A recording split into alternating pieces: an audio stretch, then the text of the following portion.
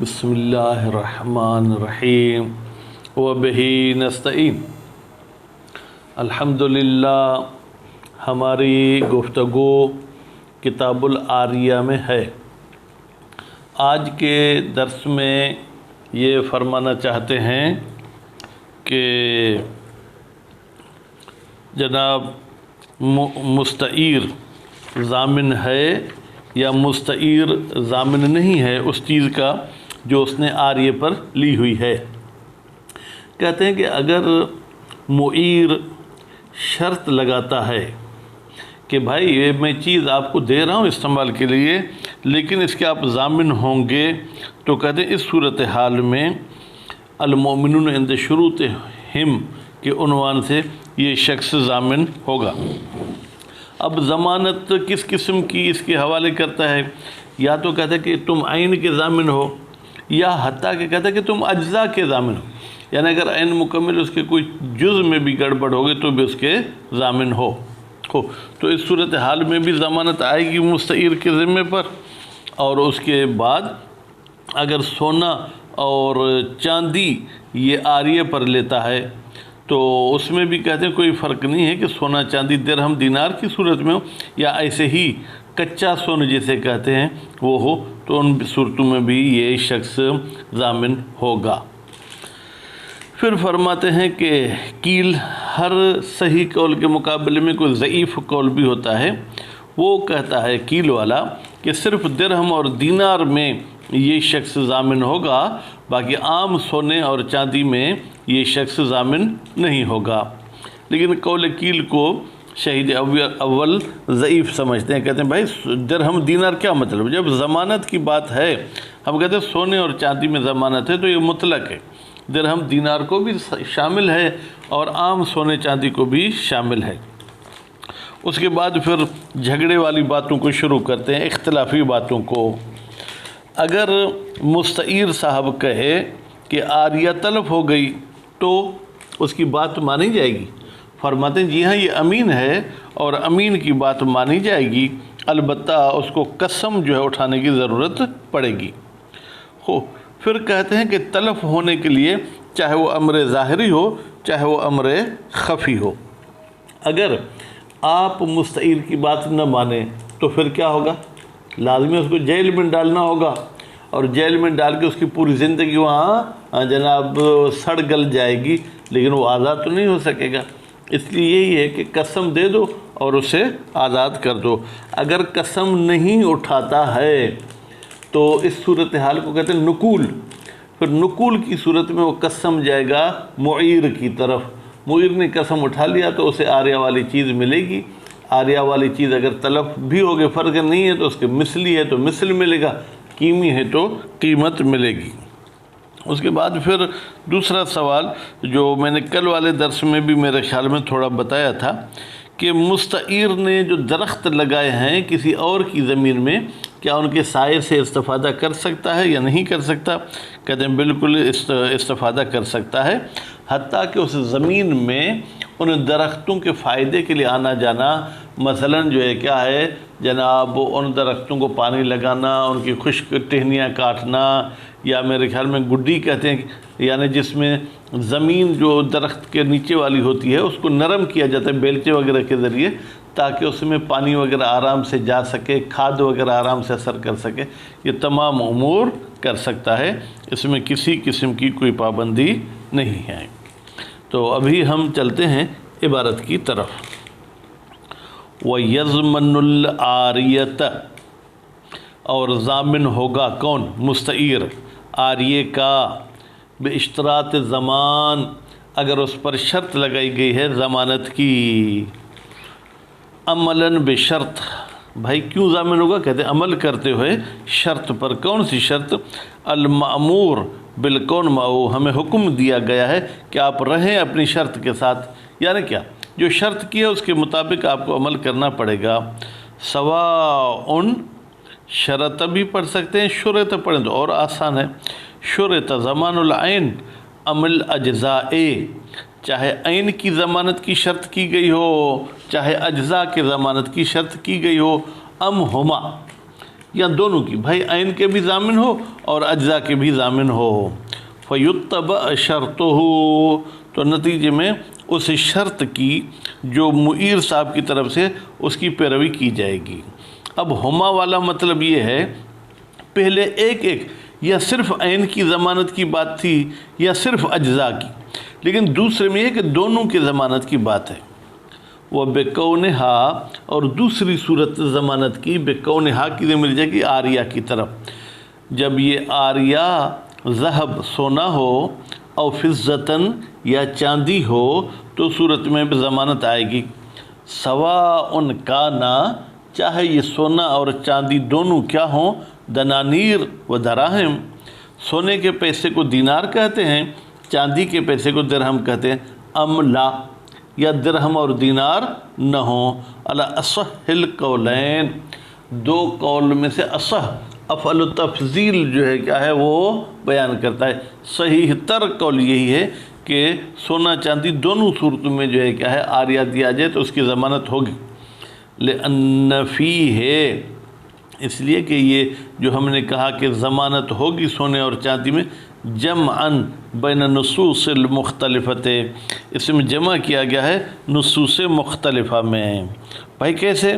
بعض نصوص کہتی ہیں کہ ذہب اور فضہ میں یہ شخص ضامن ہوگا، خوب تو یہ حکم مطلق ہے، یعنی درہم ہو یا دینار، اور بعض کہتی ہیں کہ درہم اور دینار میں ضامن ہوگا۔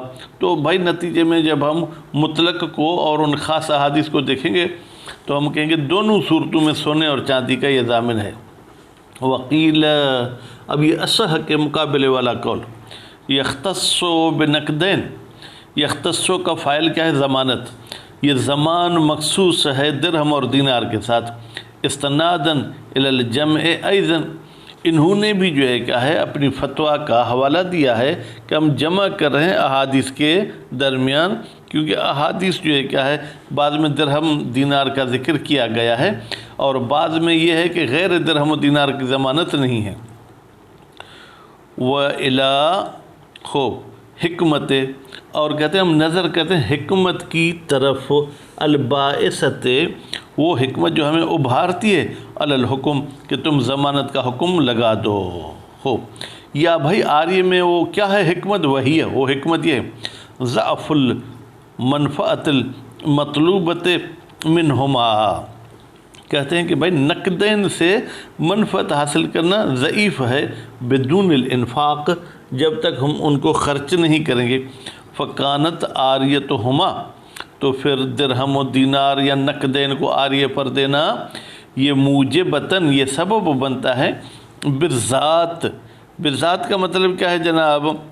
یعنی حقیقت میں یہی ہے لما یوجب طلب، بھائی پیسے کسی کو دیتے ہیں آریہ پر، یعنی کیا وہ اس کو طلب کرے، یعنی وہ اس کو استعمال کر دے، ان سے کوئی چیز خریدے، یہ وہ خوب، تو نتیجے میں فیضمنان بہا، تو دراہم و دنانیر یا نقدین کی ضمانت ہوگی اس آریہ کی وجہ سے۔ ویضعف، فرماتے ہیں اور یہ قول قیل ضعیف ہے، کیوں؟ بأن شرط الانتفاع بہما، بھائی شرط آریہ میں یہ تھی کہ نفع اٹھائیں آپ آریہ سے، لیکن یہاں چونکہ نقدین کی بات ہے اس لیے تثنیہ کی ضمیر انہوں نے لائی ہے، مع بقائہما، جبکہ جو ہے کہ نقدین باقی ہوں، وضعف المنفعت، اور منفعت کا کمزور ہونا، حین اذن، جب درہم یا دینار کی صورت میں آریہ والی چیز ہو، لا مدخل لہو، اس کی کوئی دخالت نہیں ہے، فی اختلاف الحکم، کہ بھائی حکم جو ہم نے کہا تھا بقاء عین اس میں کوئی فرق نہیں ہے۔ وَتَقْدِيرُ مَنْفَعَةِ الْإِنفاق حُکْمٌ بغیر الواقع، اور یہ جو آپ منفعت کی پیمائش کرتے ہیں کہ بھائی درہم دینار کی منفعت یہ ہے کہ آپ ان کو خرچ کریں، کہتے ہیں یہ حکم تو آپ لگا رہے ہیں لیکن حقیقت کے خلاف ہے، حقیقت یہ ہے کہ آریہ والی چیز باقی ہو۔ چلیں اب اختلافی مسئلہ، وَلَوِ ادَّعَ الْمُسْتَعِيرُ التَّلَفَ، اگر مستعیر صاحب دعویٰ کرتا ہے کہ عین تلف ہو گئی، حلف، تو وہ قسم اٹھائے گا، لِأَنَّهُ أَمِينٌ، اس لیے کہ مستعیر امین ہے، فَيُقْبَلْ قَوْلُهُ، تو پھر اس مستعیر کا قول قبول کیا جائے گا فی ہے تلف میں کغیر ہی، جیسے مستعیر کے علاوہ دوسرے امین ہوتے ہیں ان کی بات مانی جاتی ہے۔ سواء ادعا ہو، چاہے مستعیر تلف کی دعویٰ کر بے امر ظاہری، ایک امر ظاہری کے ذریعے بھائی میرے گھر کو آگ لگی تھی، وہ جل گیا اور آگ سب نے دیکھی ہو، یا جو ہے کیا ہے امر خفی، بھائی چوری ہو گیا، اب چوری کو تو کوئی نہیں دیکھتا عموماً، ایک تو یہ سبب ہے کہ بھائی وہ ہی قسم کھائے گا، دوسرا سبب ولی امکان صدق، ممکن ہے کہ وہ سچ بولتا تلف میں، فلو لم یقبل قولہ، اگر مستعیر کا قول قبول نہ کیا جائے لزم تخلیدہ، تو لازم آتا ہے کہ مستعیر کو ہمیشہ ہمیشہ کے لیے آپ ڈال دیں الحبس، جیل میں ہو۔ ولو ادعا رد، اور اگر مستعیر دعویٰ کرتا ہے کہ میں نے وہ چیز واپس کر دی ہے معیر کو، تو اب یہاں پر حلف المالک کو، مالک صاحب جو ہے قسم اٹھائیں گے، کیوں؟ لِأَصَالَتِ عدم ہی، اصل یہ ہے کہ یہ چیز واپس نہیں ہوئی، اور دوسری سبب یہ کہ مستعیر نے مالک کے فائدے کے لیے یہ چیز تھوڑی لی تھی بلکہ اپنے فائدے کے لیے لی تھی۔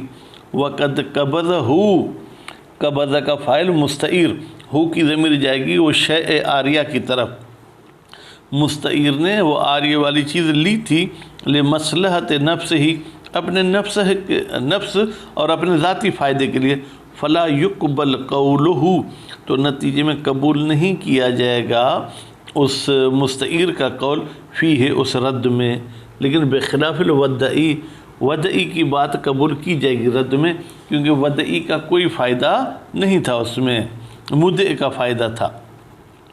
وَمَعْنَا عدم قبول قولہ فی، کہتے ہیں آپ جو فرما رہے ہیں کہ بھائی مستعیر کا قول قبول نہیں کریں گے رد میں، اس کا مطلب کیا ہے؟ فرماتے الحکم بزمانہ، اس کا مطلب یہ ہے کہ ہم حکم لگائیں گے کہ یہ مستعیر ضامن ہے للمثل، اگر عاریہ مثلی تھا تو مثل دے گا، اول قیمت، یا قیمی تھا تو قیمت دے گا، حیث یتعذر العین، جب عین جو لی تھی اس کا واپس کرنا متعذر ہو، لل حکم بالعین مطلقہ، ایسا نہیں ہے کہ ہم حکم لگائیں کہ وہی عین دے جو اس نے آرے پر لی تھی، بھائی وہ تو یہ کہہ رہا ہے کہ ابھی نہیں ہے میرے پاس، تو مطلقاً اس عین کا ہم حکم نہیں لگاتے، اگر موجود ہے تو دے دے، نہیں ہے تو اس کا مثل دے، لما تقدم، اس لیے کہ اگر آپ اسی عین کا حکم لگائیں گے تو اس میں تو لازم آئے گا کہ اس کو ہمیشہ کے لیے جیل میں ڈال دیں۔ فی دعوی تلف، ہم نے تلف کی دعویٰ میں یہ بات کہی تھی۔ وللمستعیر الاستدلال بشجر، کہتے ہیں مستعیر نے جو درخت کسی اور کے زمین میں لگائے ہیں کیا ان کے سائے سے استفادہ کر سکتے؟ کہتے ہیں بالکل، استدلال یعنی سائے سے استفادہ کر سکتا ہے۔ الذی، وہ شجر، غرسہ، جو اس نے خود لگائے ہیں، کاشت کیے ہیں، فی الارض المعارۃ، اس زمین میں جو اس نے عاریہ پر لی تھی ہو، کیوں عاریہ پر لی تھی؟ للغرس، سے تاکہ اس میں درخت لگائے۔ وَإِنْ اسْتَلْزَمَ التَّصَرُّفَ فِي الْأَرْضِ، اگرچہ سائے میں بیٹھنا اس کا لازمہ یہ ہے کہ یہ تصرف کرے زمین میں بغیر درخت لگانے کے، لیکن لِقَضَاءِ الْعَادَةِ بِهِ، یعنی عام طور پر عادت، یعنی ہمارے معاشرے میں یہ چیز رائج ہے کہ جو درخت لگاتا ہے وہ اس کے سائے سے استفادہ کرتا ہے۔ کما، بھائی اس کی کوئی اور مثال دے سکتے ہیں کہ یہ اس زمین میں تصرف کرے؟ کہتے ہیں جیسے یجوز لہو، جائز ہے مستعیر کے لیے، الدخول الیہا، یہ داخل ہو الیہا، اس زمین میں۔ اب الا کو فی کی معنی میں پتہ نہیں نحویوں نے اجازت دی ہے یا نہیں، لیکن یہاں تو فی کی معنی بنتی ہے، لسک یہی، تاکہ وہ ان درختوں کو جا کے پانی دے، وہ ہر سے ہی، اور ان درختوں کو جو ہے کیا ہے جناب جا کے ان کی زمین کو نرم وغیرہ کرے، وہ حراست ہی، اور ان درختوں کی حفاظت کے لیے جاتا رہے کہ کوئی توڑتا تو نہیں ہے، کوئی کاٹتا تو نہیں ہے، وغیرہ، یا اس کے علاوہ اور وہ کام جو درخت کے ساتھ تعلق رکھتے ہیں۔ مثلا آج کل تو زہر کا فوارہ کرنا بھی درختوں کے لیے ضروری ہوتا ہے۔ وَلَيْسَ لَهُ الدُّخُولُ، اور مستعیر کو زمین میں داخل ہونے کا حق نہیں ہے، لغیر غرض، यतअल्लक़ु बिशजर, किसी ऐसे काम के बगैर जो दरख्त के साथ ताल्लुक़ रखता हो, यानी दरख्त के साथ जो काम ताल्लुक़ रखते हैं उनके लिए दाखिल हो सकता है, उसके अलावा दाखिल नहीं हो सकता। का तफर्रुज मसलन जो है क्या है जनाब, सैर व तफरीह के लिए जाता है, वो ऐसे इसको जाने का हक़ नहीं है। तो आज के दर्स में गोया कि आपने ये पढ़ा कि दो ऐसी चीज़ें हैं जो आरिये पर दी जाए तो उसकी ज़मानत है। एक ये कि इस शख्स ने वो जो चीज़ ली थी आरिये पे, मालिक ने शर्त ज़मानत की थी। दूसरा सोना और चांदी। वसल्लल्लाहु अला मुहम्मद व आले मुहम्मद।